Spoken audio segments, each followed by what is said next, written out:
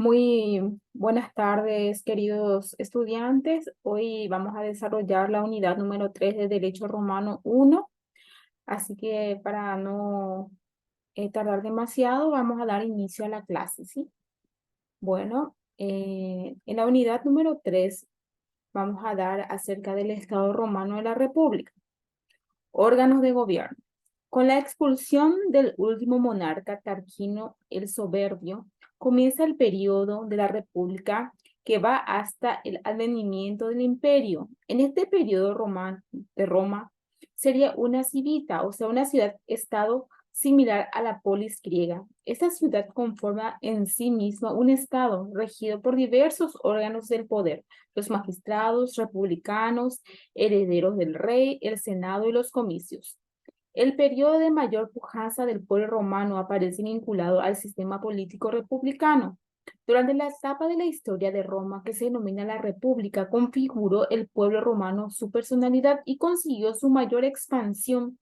Quizá pueda parecernos más importante el esplendor romano de la época imperial, pero si buscamos los cimientos de la grandeza del imperio romano, los encontramos en la República. Durante la época republicana pasó Roma de ser una pequeña entidad política a conquistar unos inmensos territorios.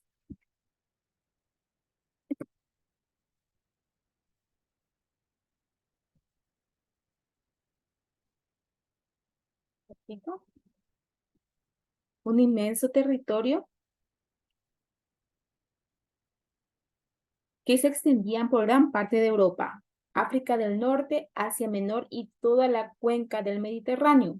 La mayoría de los relatos más importantes, verosímiles, que nos muestra el pueblo romano como austero, grave e inquebrantable en el respeto a las normas, se sitúa en la época de la República. Para los romanos se configuraba la república como una comunidad de intereses en la que todos los ciudadanos eran copartícipes de los derechos y las obligaciones, es decir, que Roma era una cosa del pueblo. Eso es lo que quiere decir precisamente la palabra república. No concebían ellos la sociedad política como sometida a un poder situado por encima de los ciudadanos, sino que los propios ciudadanos eran el poder. Para entendernos en términos modernos, la República Romana se parecía a una sociedad anónima en lo que todos y cada uno de los ciudadanos fuesen accionistas y consiguientemente pudiesen nombrar sus administradores y decidir en la asamblea sobre los asuntos más importantes. O sea, otra cosa es que, al igual que sucede en las modernas sociedades anónimas, algunos de esos socios tenían más acciones que otros y por eso gozaban de mucha más influencia a la hora de tomar las decisiones. O sea que el Imperio Romano es la imagen a seguir de nuestra sociedad actual, por ejemplo. Por eso nuestro derecho deriva de Roma, ¿verdad? Porque los romanos se tomaron el tiempo de estudiar la conducta de las personas, como yo le había explicado anteriormente en las clases anteriores, ¿verdad? Los romanos eran personas, ¿cómo se podría decir? Civilizadas, ¿verdad? Que, que se basaba su ley, ¿verdad? En vivir en armonía, en paz, ¿verdad? Y por esa razón establecieron las leyes, las 12 tablas, ¿verdad? Para poder equilibrar el comportamiento de las personas, ¿verdad? Y como decía acá, que el poder se basaba en el pueblo prácticamente, ¿verdad? Y que no le gustaba que sea eh, eh, sometido en un poder por encima de los ciudadanos, ¿verdad? Que como nosotros luchamos por la igualdad, ¿verdad? Que todos seamos iguales ante la ley. Y ese también era el ideal de los romanos, ¿verdad? Que no haya esa discriminación. Magistraturas, características, clases, magistraturas ordinarias. Las magistraturas y el curcus orandum. Los magistrados romanos combinaban los principios etruscos del imperium, poder unitario, absoluto e ilimitado por definición con la temporalidad y colegialidad. Acá dice que según la magistratura y el corpus orondum, los magistrados romanos combinaban los principios, ¿verdad? Poder unitario absoluto e ilimitado por la definición de temporalidad colegiado. O sea que unitario absoluto es como sería como una dictadura, ¿verdad? Y cambiaron por temporalidad y colegialidad, en donde una persona estaba en un puesto por un determinado tiempo, después sí o sí se tenía que cambiar, ¿verdad? Características de la magistratura, ¿verdad? Está la gratuidad, los cargos son honoríficos, esto es que los magistrados no cobran por ejercer sus funciones. Responsabilidad, dentro de los 5 días posteriores a asumir el cargo, los magistrados juraban solemnemente observar fielmente las leyes de la República, juramento que reiteraba al abandonar sus funciones y asegurando que los habían respetado. Periodicidad, su mandato era temporal, periódico y no perpetuo como no perpetuo como el monarca. O sea, que esa es la magistratura, ¿verdad? Que era periódico, o sea, que por un cierto tiempo después sí o sí se tenía que cambiar, no era perpetuo, así como los monárquicos, que por forma hereditaria se va pasando de generación en generación, ¿verdad? Los cargos. Colegiabilidad, el hecho de que había más de una colega con las mismas funciones impedía que otros usaran su poder de manera desmesurada. Era a través del veto se ejercía el control y con ello la posibilidad de que un magistrado se oponga a otro de su misma categoría o inferior a él. O sea que la colegialidad es muy importante. Ustedes habrán escuchado, ¿verdad? En la actualidad, el colegio de abogados, colegio, ¿verdad? Se refiere a colegas que tienen la misma profesión, las mismas funciones, ¿verdad? Serían que son litigantes o están en la misma función pública e integran ese colegiado, ¿verdad? Entonces puede haber ese debate, ¿verdad? De ideas, de pensamientos, ¿verdad? Y eso es lo que en la magistratura romana también ya se estaba viendo esa figura. Electividad, los magistrados ordinarios son elegidos por la asamblea del pueblo romano en comicio centuriado, en comicio privado y en los concilios de la plebe. Electividad, ¿verdad? Que eran electos, ¿verdad? Como actualmente se realiza, ¿verdad? No por el sistema inquisitivo, ¿verdad? Que vos estás ahí porque te dio un poder una persona importante, ¿verdad? Y que nadie te puede tocar porque esa persona es lo que te puso ahí y entonces ya todos te tienen que respetar. No, acá dice que el pueblo elige a los magistrados. Potestad e imperio.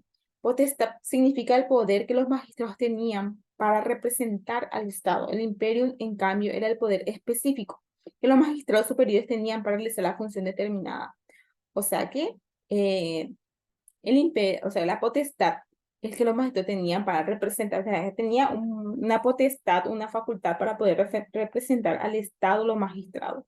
Clasificación de los magistrados de pues ordinaria y extraordinaria. Las primeras son las magistraturas que conforman la estructura normal de la República. Existen de manera permanente integradas en una carrera, el corpus orondum, que es la carrera necesaria. La segunda fueron creadas para casos excepcionales que debían durar solamente el tiempo durante el que se prolongase la contingencia que había dado lugar a su designación, como por ejemplo la dictadura. O sea que la clasificación es ordinaria y extraordinaria. La ordinaria es normal, donde se establecían las normas, las reglas de manera permanente, ¿verdad? Y la extraordinaria es cuando hay una contingencia, por ejemplo, hay una dictadura ya, ¿verdad? En donde se hace lo que el presidente quiere, así como quiere, ¿verdad? Y que todos tenemos que regir de la forma que él quiere, ¿me entiendes? No hay una norma general en donde le regule tanto a él como a los ciudadanos la misma ley.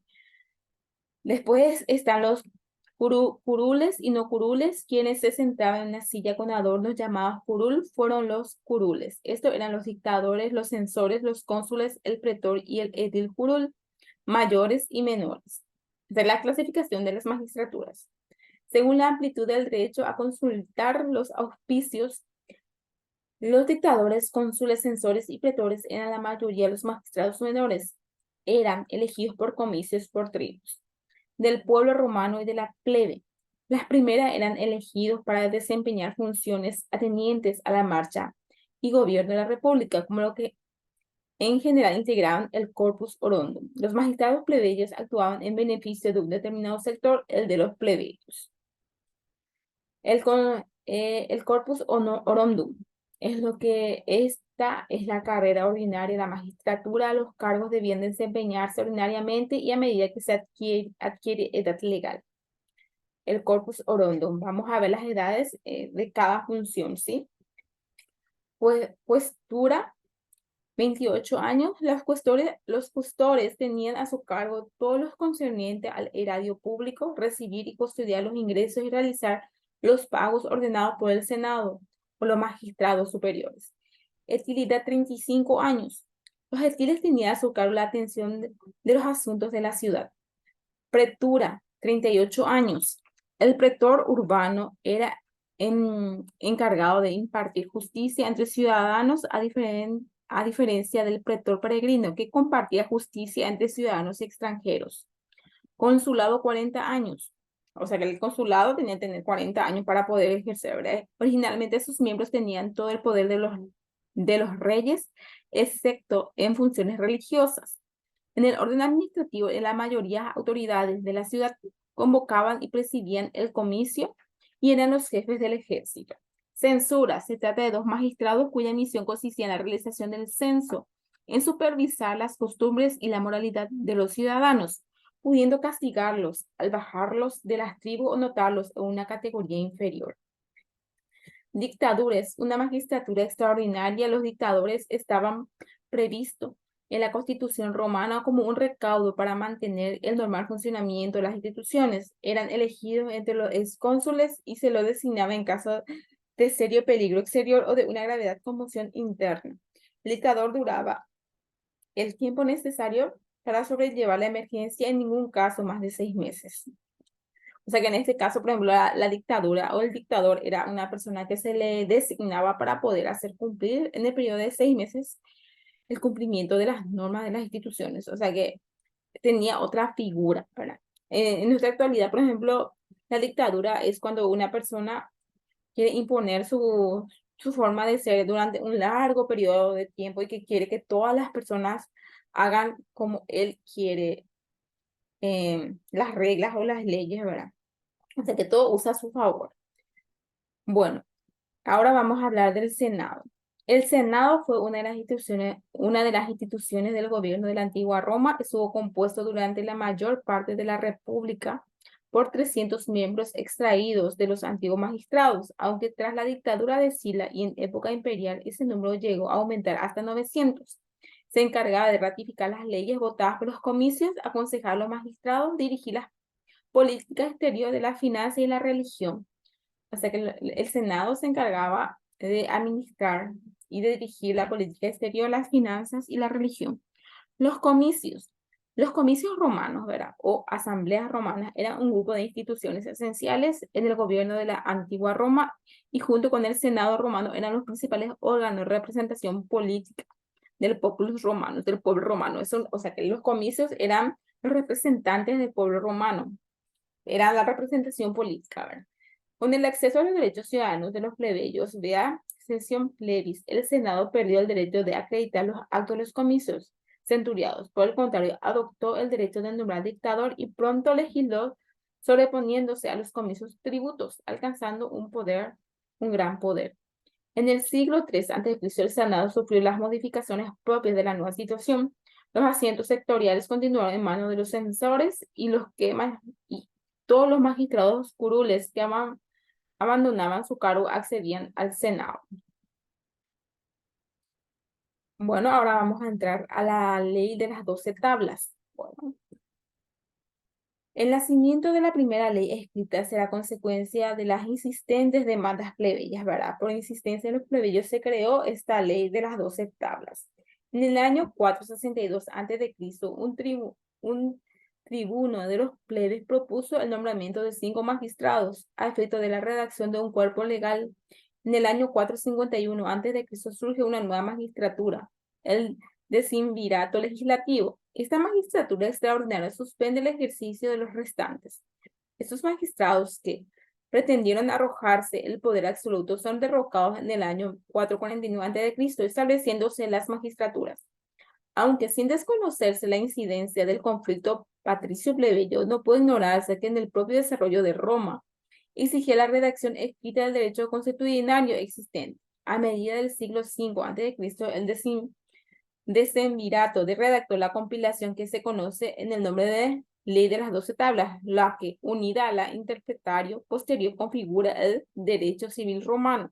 O sea que por la necesidad de que se establezca de forma escrita las leyes, se le nombró la ley de las 12 tablas en la época de los romanos, ¿verdad?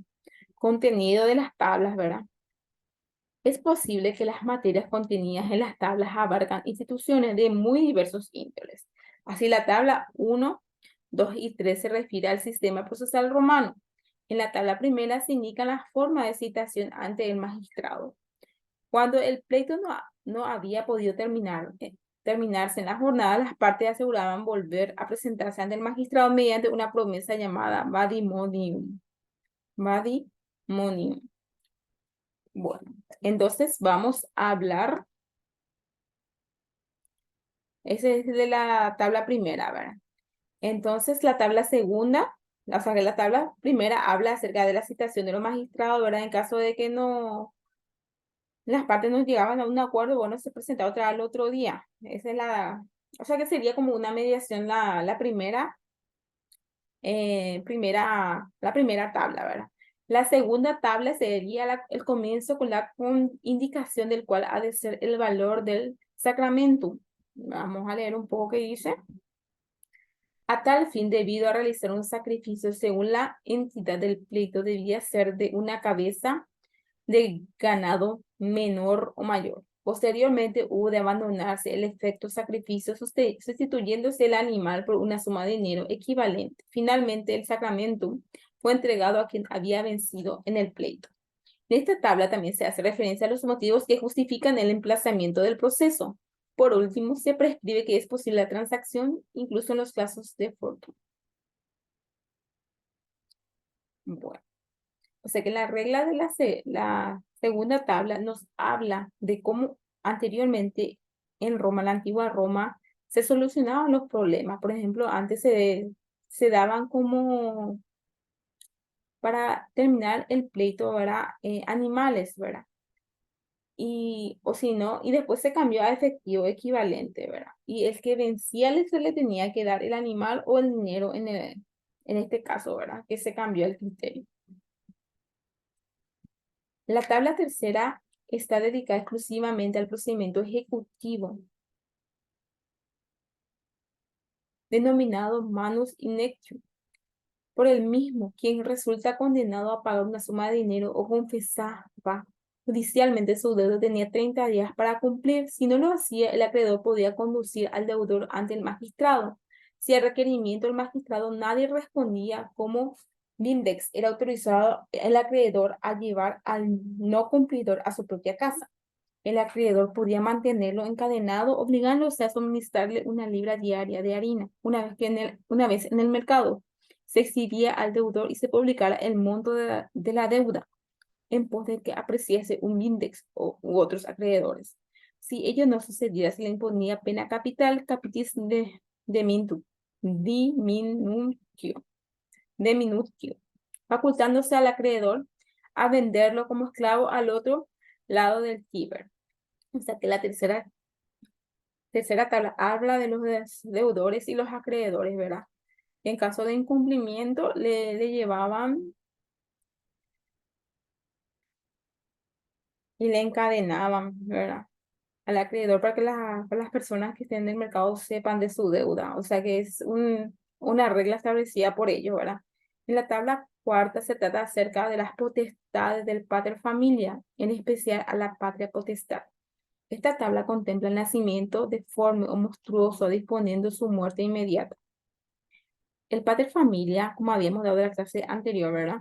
El familia, como autoridad absoluta de su grupo, podía corregirlos, sancionarlos o venderlos, e incluso ordenar su muerte. Todo ello configuraba para el pater la necis potestad de vida y muerte. Solo los integrantes de la familia también contempla esta tabla que el pater que ha entregado a su hijo por 3 veces, alejándose así la familia perdiera sobre su patria potestad.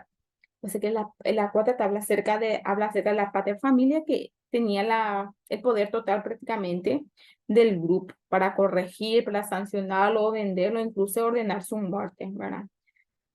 En la tabla quinta aborda los temas de las tutelas y las herencias, ¿verdad? Se trata allí de la tutela perpetua de las mujeres, Las sacerdotisas dedicadas al culto de Vesta estaban exceptuadas por la dignidad de su rango de su tutela. Refiriese además al supuesto de adquisición de la propiedad por medio de la usucapión de la res manicipio. Lo que pertenecía a las mujeres bajo tutela no podían usucapiarse a menos que hubiesen entregado con la autorización del tutor. O sea que la quinta habla acerca de la tutela y la herencia, ¿verdad? Que le correspondía a las mujeres y que sí o sí se tenía que entregar con la autorización del tutor prácticamente. Antes las mujeres no tenían muchos derechos, ¿verdad? Eso cambió prácticamente la revolución industrial, este cambio de pensamiento en cuanto al derecho a la votación de las mujeres. En la antigua Roma, las mujeres también no ocupaban el mismo nivel de igualdad con el hombre. Pero estamos mejorando, estamos evolucionando día a día. En la tabla sexta se analiza, entre otros, el tema del nextum y del mancipium. La forma de la ley expresaba que lo que fuera declarado verbalmente al hacerse el nextum y la emancipación deberían considerarse como como ley, ¿verdad? No, ahí la sexta tabla nos habla acerca de lo que cuando uno declara verbalmente es la ley misma, ¿verdad? Pero voy a seguir leyendo. El nexus se trata del vínculo, la atadura jurídica que liga al deudor y que permite que el acreedor vaya contra la persona como en la manus in nextum, distinta al nextum. Es la mancipation, por lo que se transmitía el dominio o se constituye una servidumbre rústica. Allí el que recibía la cosa declaraba solamente sus derechos sobre ella. Este procedimiento se usó a diversos fines, ya que además del medio para transmitir el dominium ex iure quiritum sobre la cosa mancipe, propiedad conforme al derecho civil sobre derechos sobre dichas cosas, sirvió para establecer el poder sobre personas libres, in causa mancipi, coentium, emancipar hijos, adoptar adoptio y testamento per caes en el libra. La ley establece aquí la pena del duplo a quien negara las declaraciones hechas en el nextum o en el mancipium. Mancipium. Bueno, no hablo tanto el latín, pero es muy importante practicar, ¿verdad? Entonces, en la sexta tabla nos habla de que en la antigua Roma las palabras valían más que cualquier cosa. La palabra era derecho, o sea que sí o sí se tenía que cumplir, ¿verdad? Pero actualmente se cambió ya, o sea que es en la época de Roma y ahora, por ejemplo, sí o sí tiene que ser de manera escrita para que las personas estén obligadas a cumplir lo que están diciendo, ¿verdad? La tabla séptima establece que entre los edificios contiguos deben dejarse un espacio para circulación, ámbitos. Si en el camino señalado en la servidumbre fueran impracticables, se puede hacer pasar los animales por donde se quiera. Además, se establece el derecho que tiene el propietario de pedir se lo indemnice por los daños que sufre su propiedad como consecuencia de los trabajos artificiales para las aguas pluviales. Las ramas de los árboles, según la ley, debían ser cortadas como estén pendientes sobre la propiedad vecina para evitar que moleste el predio vecino a la sombra del árbol. Termina la tabla estableciendo el derecho a la propiedad a recoger los frutos de sus árboles que hayan caído en el fondo vecino. O sea que esta séptima tabla está clarísimo, ya habla acerca del derecho a la propiedad y los derechos que tienen las personas en cuanto a los límites a las aguas fluviales, ¿verdad? Todo referente a eso, ¿verdad? Si hay un árbol, ¿verdad? Tiene su fruta y se cae al lado del vecino, o sea, que al vecino ese es tuyo todavía porque es tu árbol, ¿me entiendes? Pero esa es la ley de las 12 tablas. O sea, que hay que leer para saber un poco porque es algo muy interesante. La tabla octava trata sobre los delitos. En Roma se distinguía entre delitos públicos crimina y delitos privados delicta o maleficium. Los delitos públicos comprendían aquellos que implicaban un grave daño para el Estado, cuyo juzgamiento en la época monárquica eran efectuado por el rey Rex. Delitos privados, en cambio, estaban reservados a la autoridad de la pater familias o pater gentium. Se refiere también a diferentes casos de los delitos de injuria relacionados con el daño físico a un ser humano. La pena del talión se aplicaba en caso de membrum ruptum, miembro roto. Por membrum ruptum se entendía la separación o mutilación de alguna parte del cuerpo. La tabla novena posee disposiciones de derecho público, penas como magistrados, funcionarios y ciudadanos que cometan traición. Se impone la pena de muerte a aquel juez o árbitro que, nombrado de acuerdo a la ley, se deja corromper por dinero. Dice que la octava tabla habla acerca de los delitos y las sanciones que se le aplican a las personas que incumplen o que cometieron tales fallas.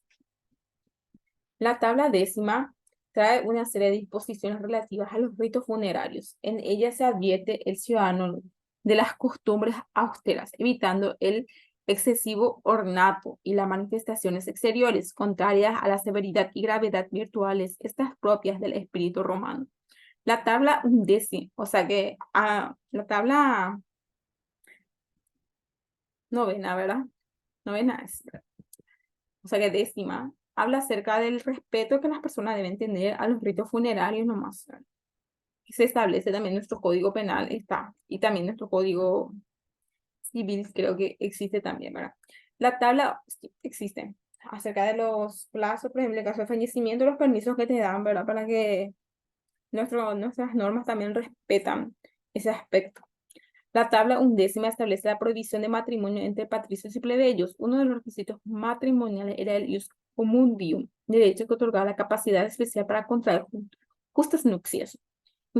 Justae nuptiae, que es el matrimonio conforme al derecho civil. Esta tabla fue posiblemente derogada. En la tabla duodécima se introduce el pignoris, capio, acción de la ley ejecutiva que permitía al acreedor en determinados casos tomar posesión de ciertas cosas. Posteriormente, la pignoris, copio, significa que la acción se dirigía contra la cosa y no contra la persona, como la manus inectium.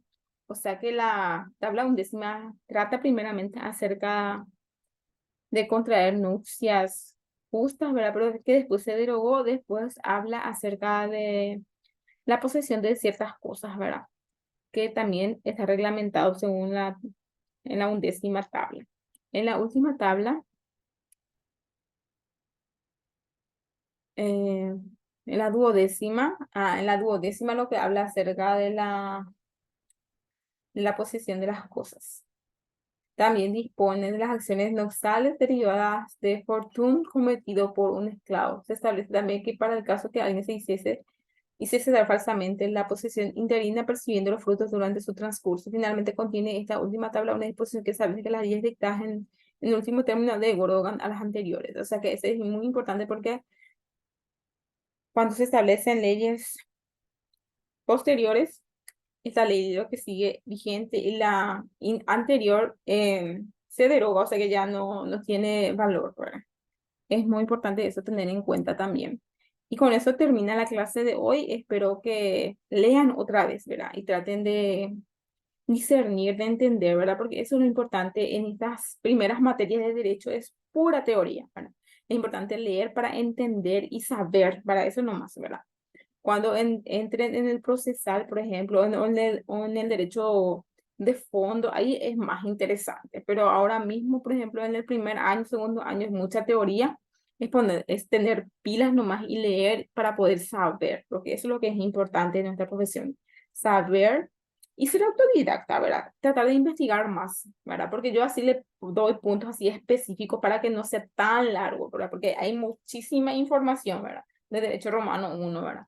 Pero así pongo así cortito y conciso nomás lo que para mí es muy importante. Así que muchísimas gracias por su atención y nos vemos la próxima clase.